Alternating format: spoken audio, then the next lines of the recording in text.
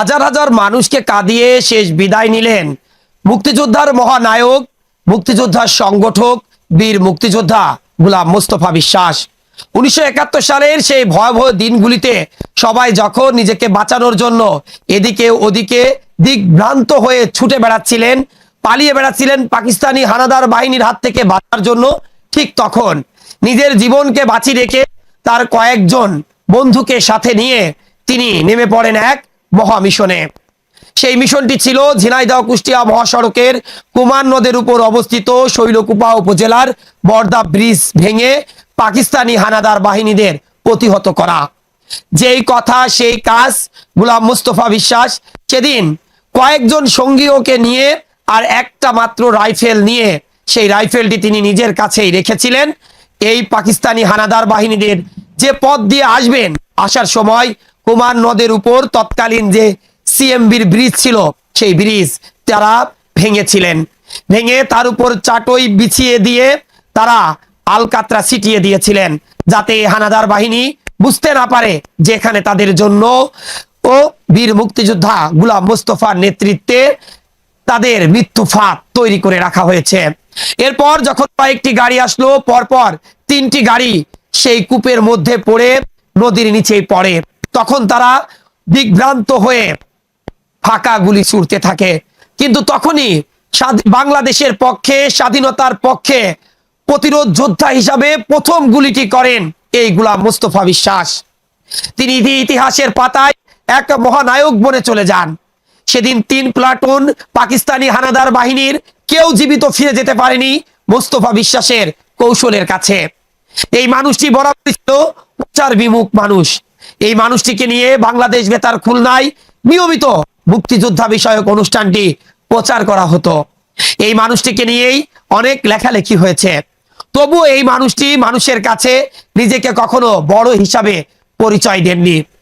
মৃত্যুকালে তার বয়স ছিল প্রায় 90 বছর। 90 বছরের বর্ণাঢ্য এই জীবনে তিনি রেখে গেছেন 4 পুত্র ও 2 কন্যা সন্তান সহ অসংখ্য আত্মীয় স্বজন। গতকাল সকালে অসুস্থতাজনিত কারণে নিজ বাড়িতে তিনি শেষ নিঃশ্বাস ত্যাগ করেন। তাকে এক নজর দেখতে তার গ্রামের বাড়ি শৈলকুপা উপজেলার বেড়বাড়ি গ্রামে ভিড় জমান শত সহস্র মানুষ। বৈরী আবহাওয়াকে অপেক্ষা করেও এই জনস্রোত যেন কেউ থামাতে পারে না। যারা কিংবদন্তি হয় তারা ইতিহাসে অমর হয়ে থাকে। বীর মুক্তিযোদ্ধা গোলাম মোস্তফা বিশ্বাস তেমনই একজন কিংবদন্তি মানুষ, যারা শত বছরে একবারই আসে। অনেক মুক্তিযোদ্ধার কথা আমরা শুনেছি, কিন্তু যিনি প্রথম বাংলাদেশের পক্ষে রাইফেল দিয়ে আনসারদের পক্ষে তিনি প্রথম যে গুলিটি ছোড়েন, সেই গুলির সাহসেই কিন্তু সেদিন এলাকার সাধারণ মানুষ পাক হানাদার বাহিনীর গোলাবারুদের সামনে এসে হাজির হন এবং পাক হানাদার বাহিনীদেরকে এই গোলাম মোস্তফা ও তার বন্ধুদেরকে সাথে নিয়ে হানাদার বাহিনীদের কবর রচনা করেন। এরপর একদিন পরই ঝিনাইদহের বিষাইখালীতে কিন্তু আবারও সম্মুখ যুদ্ধ হয় এই পাক হানাদার বাহিনীদের সাথে। সেদিনও কিন্তু মোস্তফা বিশ্বাসরা সেখানেও উপস্থিত ছিলেন। এরপর যখন স্বাধীন বাংলাদেশ সরকার গঠন হয়, তখন তিনি ভারতের রানাঘাটে চলে যান। সেখানে 2 মাস ট্রেনিং নিয়ে আবারও তিনি এই বাংলাদেশে ফিরে এসে সম্মুখ যুদ্ধে সবার আগে তার দলবল নিয়ে সাহসী ভূমিকা রাখেন। পুরো 8 নম্বর সেক্টরের সাব সেক্টরাল হিসাবে 6 থানার দায়িত্ব পালন করেন এই বীর মুক্তিযোদ্ধা গোলাম মোস্তফা বিশ্বাস। তাকে নিয়ে অজানা অনেক কথা আছে। সেই মানুষটির সাথে আমি নিজে মিশেছি, অনেক কথা তার সাথে আমার হয়েছে। তিনি আমাকে বলেছিলেন যে তার অনেক কথা মনে নেই, সেই কারণে কয়েকবার চেষ্টা করেও তার মুখের বক্তব্য নিয়ে তার জীবনীর উপর আমরা কোনো ডকুমেন্টারি তৈরি করতে পারিনি। তবে নিরিবিলি অনেক কথাই তিনি বলেছেন।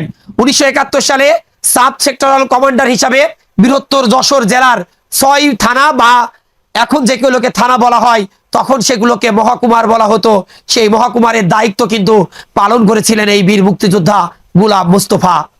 কালের বিবর্তমানে এখন অনেকেই মুক্তিযোদ্ধার মহানায়ক সাজলেও তারা রাজনৈতিক ফয়দায় সেজেছেন, কিন্তু বীর মুক্তিযোদ্ধা গোলাম মোস্তফা বিশ্বাস স্বাধীনতার 53 বছর পরেও তিনি রাষ্ট্রের কাছ থেকে সামান্য সম্মানী ভাতা ছাড়া আর কোনো কিছুই তিনি গ্রহণ করেননি। কারণ এই মানুষগুলোই ছিল জাতির শ্রেষ্ঠ সন্তান। যে মানুষগুলো পাকিস্তান হানাদার বাহিনীর রক্তচক্ষু এবং বুলেটকে অপেক্ষা করে বুলেটের সামনে নিজেদের আত্মহুতি দেওয়ার জন্য প্রস্তুতি হয়ে একটি লাল সবুজের পতাকা দিয়েছিল, এই জাতিকে দিয়েছিল একটি স্বাধীন ভূখণ্ড। জাতি হয়তো সহস্র বছর না হোক শত বছর স্মরণ করবেন জাতির এই কিংবদন্তি সন্তানকে। Next report, eagle TV news.